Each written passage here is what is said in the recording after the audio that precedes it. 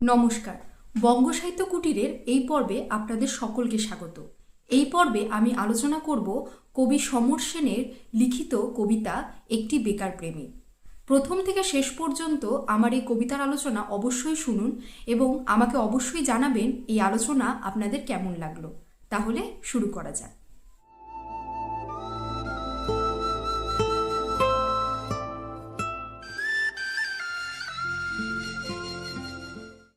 কবি সমর সেন ভারতের স্বাধীনতার পরবর্তী সময়ের একজন বিশিষ্ট ও অন্যতম লেখক। তার রচনার মধ্য দিয়ে নাগরিক জীবনের কথা বারবার উঠে এসেছে। তিনি একাধারে যেমন ছিলেন সাহিত্যিক, তার সঙ্গে তার পেশা ছিল সাংবাদিকতা। তিনি শিক্ষাবিদ ও সাহিত্যিক দীনেশচন্দ্র সেনের পৌত্র বা নাতি। আজ আমাদের যে কবিতাটি রয়েছে একটি বেকার প্রেমিক, এই কবিতাটি কবি সমর সেনের এক অন্যতম উজ্জ্বল রচনা। এই কবিতার মধ্য দিয়ে প্রেম বলতে আমরা যা বুঝি বা প্রেমিক বলতে আমরা যা বুঝি, তিনি কিন্তু এই কবিতার মধ্যে সেই ধারণাটিকে একদম অন্যভাবে আমাদের সামনে তুলে ধরেছে। প্রচলিত ধারণার থেকে বেরিয়ে এক অন্য জগতের প্রেমিক বা যেই প্রেম সাধারণ আমরা যে শাশ্বত প্রেম বুঝি বা যেই প্রেমে কোনো খুঁত নেই সেরকম প্রেম বুঝি, এই প্রেম কিন্তু তার থেকে অনেকটাই আলাদা।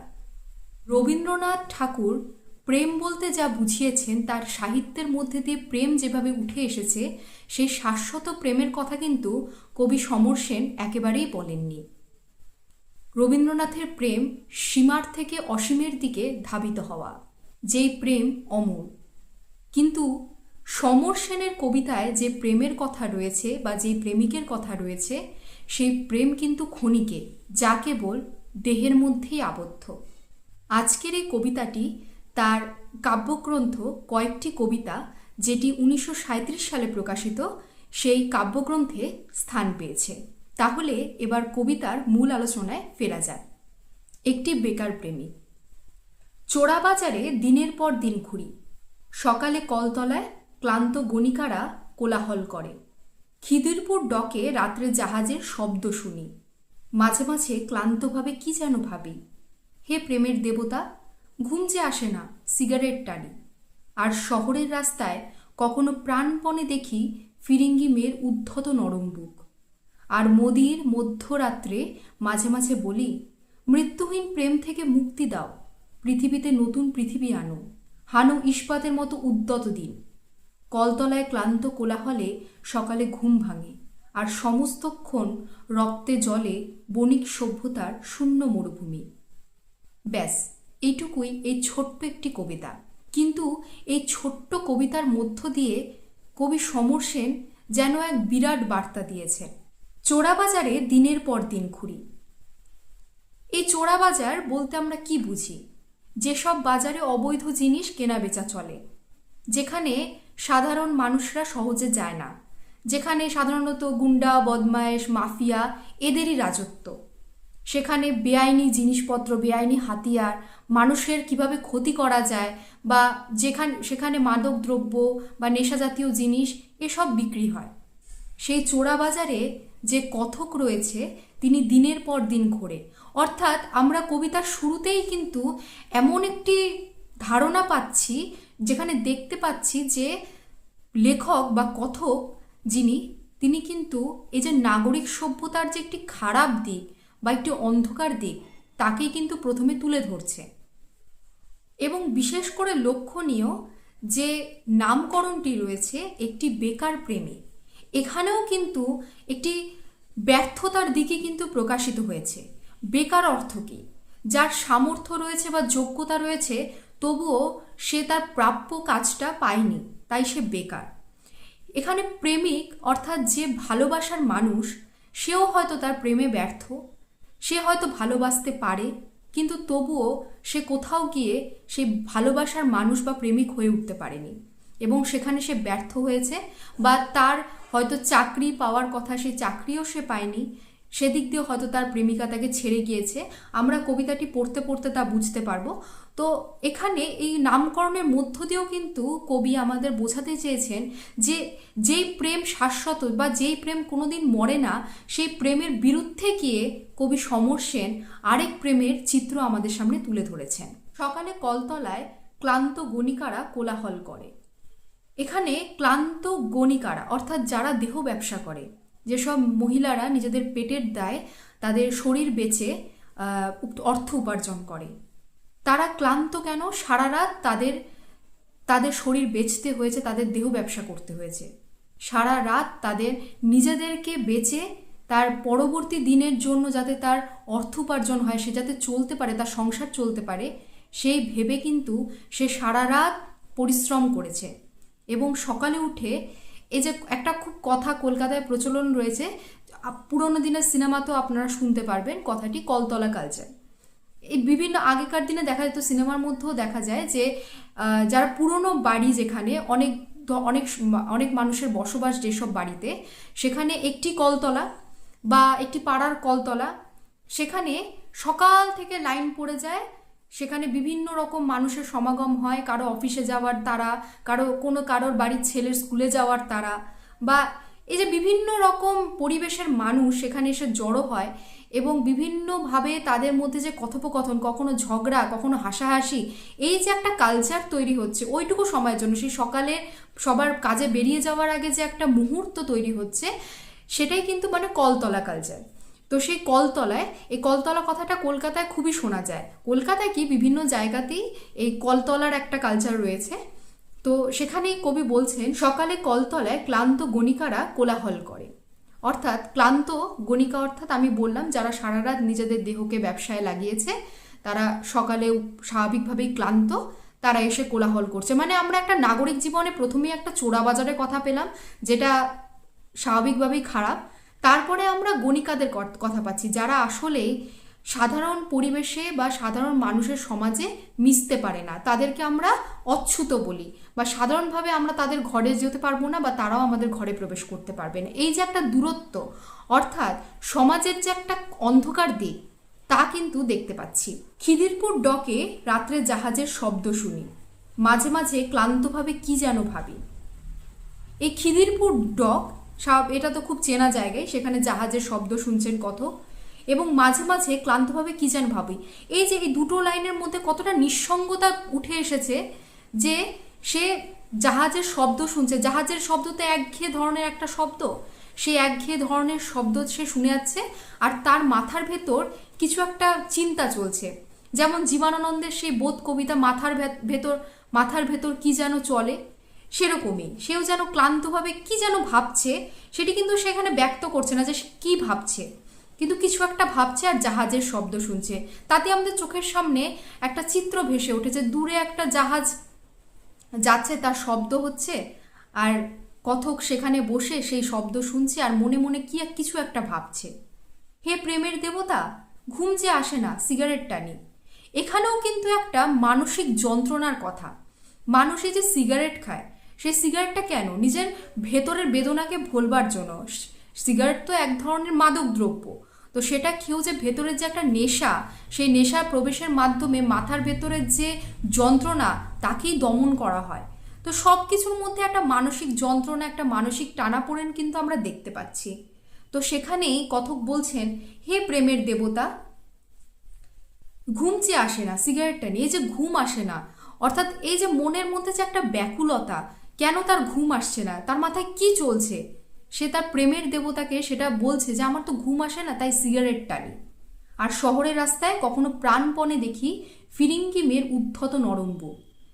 এখান থেকে এই কবিতাটি যে সময় লেখা, সেই সময় যে সাজ পোশাক, মহিলাদের তো যারা বাঙালি মহিলা, তারা তো স্বাভাবিকভাবেই শাড়ি বা সবসময় তাদের ঢাকা পোশাক এরকমই থাকতো। বর্তমান পোশাকের সাথে আমরা যাচ্ছি না, সেই সময়কার ধারণা নিয়ে আমরা বলছি। তো সেই সময় ফিরিঙ্গি মেয়েদের যে আমরা একটা ধারণা, যে ফিরিঙ্গি অর্থাৎ ইংরেজ বা বিদেশি মেয়ে, তাদের যে উদ্ধত এখানে বুকের কথা বলা হচ্ছে, এখানেও কিন্তু একটা দেহের প্রতি, দেহের যে টান, স্বাভাবিকভাবেই একটা যুবক যার প্রেমে সে ব্যর্থ, সেখানে গিয়ে তার প্রেমের কথা, প্রেমের দেবতাকে বলছে তার ঘুম আসে না, সে কোথাও গিয়ে কিন্তু মেয়েদের শরীরের প্রতি আকৃষ্ট হচ্ছে। এখানে যেমন গণিকার কথা বলা হচ্ছে, তাহলে আমাদের এটাও ভেবে নিতে হচ্ছে যে সেই পরিবেশে যখন গণিকাদের কোলাহল সে শুনতে পাচ্ছে, সেও হয়তো কোনো সারা রাত কোনো গণিকার ঘরে কাটিয়েছে।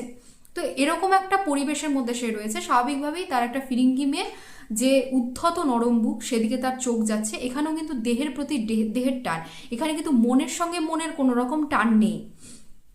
আর মোদির মধ্যরাত্রে মাঝে মাঝে বলি, মৃত্যুহীন প্রেম থেকে মুক্তি দাও। মোদির মধ্যরাত অর্থাৎ সে কিছু একটা মত্ত, সে নেশায় মত্ত হতে পারে, সে তার শরীরের চাহিদায় মত্ত হতে পারে। তো সেই মোদির মধ্যরাত্রে মাঝে মাঝে বলি, মৃত্যুহীন প্রেম থেকে মুক্তি দাও। এই মৃত্যুহীন প্রেম কি? অর্থাৎ যেই প্রেমের কোনো মৃত্যু নেই, যেই প্রেম শাশ্বত, যেই প্রেম অমর, যেই প্রেম আমরা রবীন্দ্রনাথের সাহিত্যে পেয়েছি, সেই প্রেম কিন্তু এই কথক চান না। তিনি মৃত্যুহীন প্রেম থেকে, মানে যেই প্রেম কোনোদিন শেষই হবে না, একজনের প্রতি নিঃস্বার্থ ভালোবাসা সে চায় না, প্রেম দেবতার কাছে সে বারবার বলছে, আমাকে মৃত্যুহীন প্রেম থেকে মুক্তি দাও, আমি যে মনের টান তা আমি চাই না। পৃথিবীতে নতুন পৃথিবী আনো, হানো ইস্পাতের মতো উদ্যত দিন। তিনি প্রার্থনা করছেন পৃথিবীতে নতুন পৃথিবী আনো, অর্থাৎ এই যে পৃথিবী, এই পৃথিবীর থেকেও সে নতুন কোনো পৃথিবী চাচ্ছে। এই পৃথিবীর মায়া তার আর ভালো লাগছে না। এই পৃথিবীর যে নর্দমায় সে পড়ে গিয়েছে বা যেই জঞ্জালে সে পড়ে গিয়েছে, সেই জঞ্জাল থেকে সে বেরোতে চায়, এবং যেই পৃথিবী সেই চায়, সেই পৃথিবীতে ইস্পাতের মতো উদ্যত দিন। অর্থাৎ ইস্পাত কি? তার ভীষণ ধার, তার আঘাতে মানুষ ক্ষতবিক্ষত হয়ে যেতে পারে, সেরকম সে দিন চাচ্ছে। অর্থাৎ কতটা জটিল, কতটা রসহীন সে জীবনযাপন আরও চাচ্ছে। এখান থেকে এই যে কবি সমর সেনের যে কবিতার যে একটি দিক আমরা দেখতে পাচ্ছি, যে সাধারণ ভালোবাসা বা নিঃস্বার্থ প্রেম বা মানুষের প্রতি দয়া মায়া, এসবের ঊর্ধ্বে গিয়ে একটা নাগরিক জীবনের যে ঘৃণ্যতম দিক, বা যেই দিকে সাধারণ মানুষ তাকায় না, বা সেই পরিবেশে কোনো মানুষ দিন যাপন করতেও চায় না, তিনি সেই অন্ধকার দিনের বা অন্ধকার জগতের কথা কিন্তু তার কবিতার মধ্যে তিনি তুলে এনেছেন। কলতলায় ক্লান্ত কোলাহলে সকালে ঘুম ভাঙে। অর্থাৎ প্রথমেই যে তিনি বলেছেন সকালে যে গণিকাদের কোলাহল, সেই সকালের ওই আওয়াজেই তার ঘুম ভাঙে প্রত্যেক দিন। আর সমস্তক্ষণ রক্তে জলে বণিক সভ্যতার শূন্য মরুভূমি। এই যে তিনি যে চোরাবাজারের কথা বলেছেন, বা এই যে গণিকাদের কথা বলেছেন, বা এই যে খিদিরপুর ডকের কথা বলেছেন, এ সবই তো বণিক সভ্যতা, অর্থাৎ ব্যবসায়িক জায়গা। এখানে প্রত্যেকে নিজের ব্যবসায় ব্যস্ত। কেউ জিনিসপত্র আদান প্রদানের ব্যবসা, কেউ নিজের দেহকে বিক্রি করছে। এই যে পুরোটাই একটা ব্যবসায় বদ্ধ, যেখানে মানুষের সাথে মানুষের মনের কোনো টান নেই, যেখানে কেবল একটি ব্যবসায়িক সম্পর্ক সকলের মধ্যে। এবং কথক সে যে নিজে সেই ব্যবসায়ের জালে ফেসে গিয়েছেন, এবং তার যে প্রাপ্য যেই ভালোবাসা, তার থেকে তিনি অনেক দূরে ছিটকে পড়েছেন, এবং বাধ্য হয়ে তিনি এই পরিবেশের সঙ্গে নিজেকে খাপ খাইয়ে নিচ্ছেন, এবং বারবার প্রেম দেবতার কাছে বলছেন, আমি আর মৃত্যুহীন প্রেম চাই না, আমি চাই এমন একটা পৃথিবী আসুক যেখানে ইস্পাতের মতন উদ্যত দিন আসুক, যেখানে সব কিছু মানে ভীষণ কঠিন হোক। তিনি নিজেকে সেরকম কঠিন বানাতে চাচ্ছেন, তার মনটা সেভাবে, যাতে এই যে মাঝে মধ্যে যে সে ভাবছে, হয়তো তিনি সে ভাবনাটাও রাখতে চাচ্ছেন না।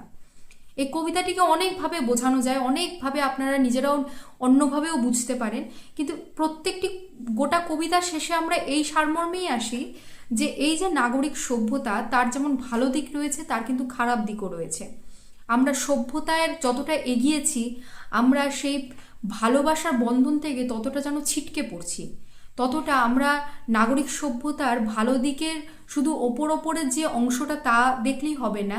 এই যে উঁচু উঁচু ঘরবাড়ি বা এত কিছু জাঁকজমক আলোর পেছনেও যে একটি অন্ধকার জগৎ রয়েছে, যেখানে অন্ধকারে মানুষ বাস করে, যেই খোঁজ সাধারণ মানুষ রাখে না, যাদের খোঁজ, সেই জগতের কথা কিন্তু কবি সমর সেন বারবার বলেছেন।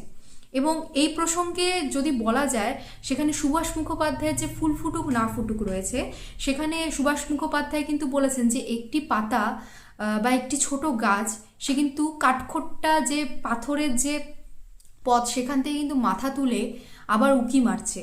অর্থাৎ যে নগর সভ্যতার মধ্যেও যে একটা ভালো দিক থাকতে পারে, সেটা কিন্তু আমরা সুভাষ মুখোপাধ্যায়ের সেই আশা নিয়ে কিন্তু তিনি কবিতার মধ্যে সেটি দেখিয়েছেন। এবং প্রেমের যে নিষ্পাপ যে ব্যাপারটা, তার থেকে তিনি একদমই উল্টো দিকে গিয়ে প্রেমের যে কঠিন, বা যেই প্রেম শাশ্বত নয়, যেই প্রেম কেবল দেহকেন্দ্রিক, যা কেবল এক রাতের মধ্যেই সীমাবদ্ধ, কতটা নিঃসঙ্গ হলে, কতটা প্রেমহীন জীবন কাটালে এরকম ভাবনা তার মধ্যে আসতে পারে, তা লেখক এখানে ভালো মতন বুঝিয়েছেন। কবিতার মধ্যে দিয়ে আমরা প্রত্যেকটি লাইনে একটি নিঃসঙ্গ জীবনের গল্প পড়ছি যেন।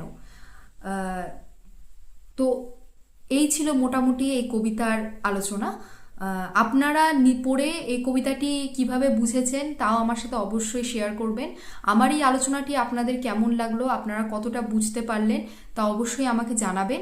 কোনো রকম প্রশ্ন থাকলে অবশ্যই কমেন্টে করবেন। আজকের মতন এই পর্ব এখানেই শেষ করছি। সকলে ভালো থাকবেন, সুস্থ থাকবেন। যারা আমার চ্যানেলে নতুন, অবশ্যই আমার এই চ্যানেলটিকে সাবস্ক্রাইব করুন এবং আপনাদের মতামত অবশ্যই আমাকে জানাবেন। তাহলে আজকের মতন এখানেই শেষ করছি। ধন্যবাদ।